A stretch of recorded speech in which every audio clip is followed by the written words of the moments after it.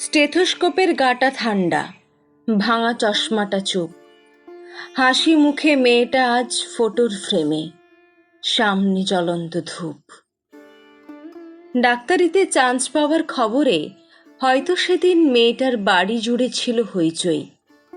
রান্নাঘর থেকে খুন্তি হাতে দৌড়ে বেরিয়েছিল মা, চিৎকার করে বলেছিল, ওগো সুখবর আছে, পাড়া প্রতিবেশী সব গেল কই?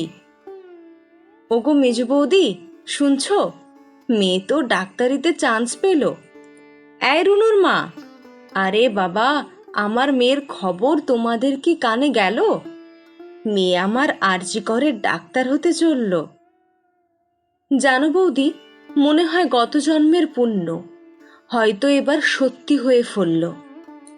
আত্মীয় স্বজন হেসে উত্তর দিয়েছিল, ব্যাস আর চিন্তা কি বৌদি, তোমার মেয়ে তো আমাদেরও মেয়ে, অসুখ বিসুখ মানে এবার এ বাড়িতেই ডাক্তার।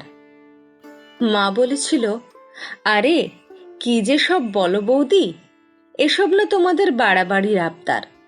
শোনো বৌদি, আমার মেয়ে না দেশের সব খবর জানে, কত গরিব মানুষ চিকিৎসা পায় না। আরে বাবা, তাদেরও তো বাঁচতে হবে প্রাণে।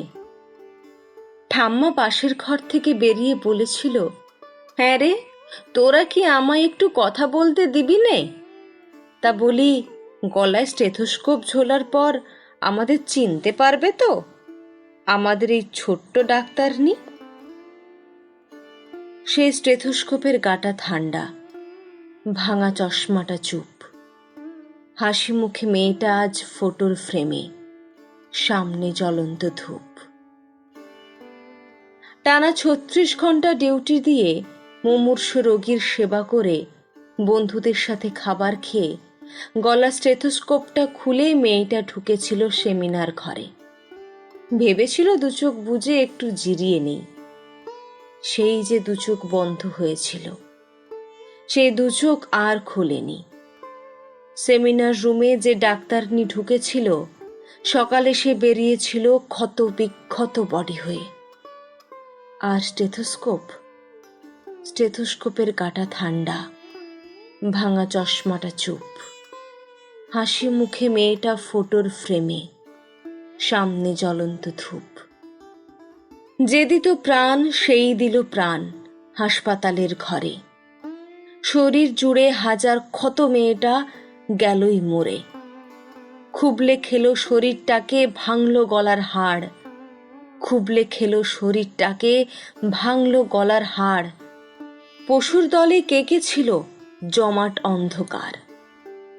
তড়িঘড়ি হলো ধরা একটা সিভিক পুলিশ, তড়িঘড়ি হলো ধরা একটা সিভিক পুলিশ। এই অপরাধ একার যে নয়, যতই বানাও পুলিশ।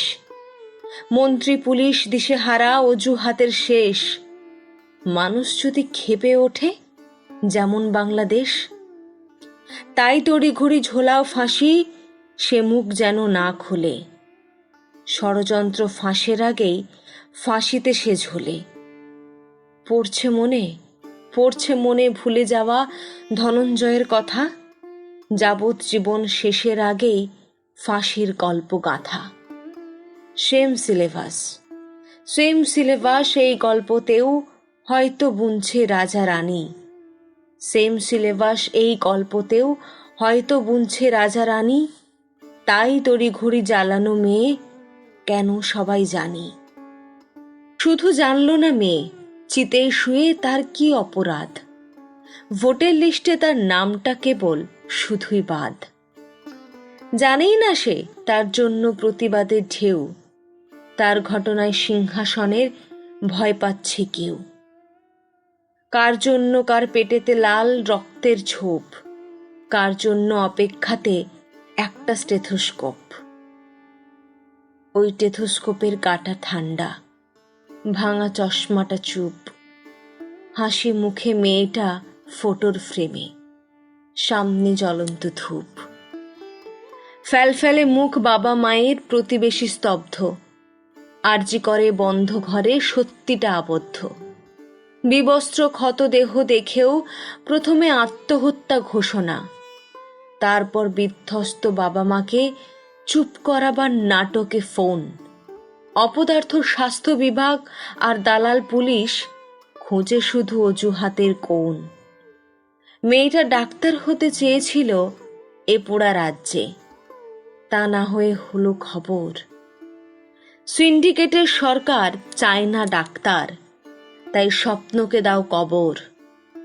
অফিস আদালতে মাঠে ঘাটে ঢোকাও নিজের লোক।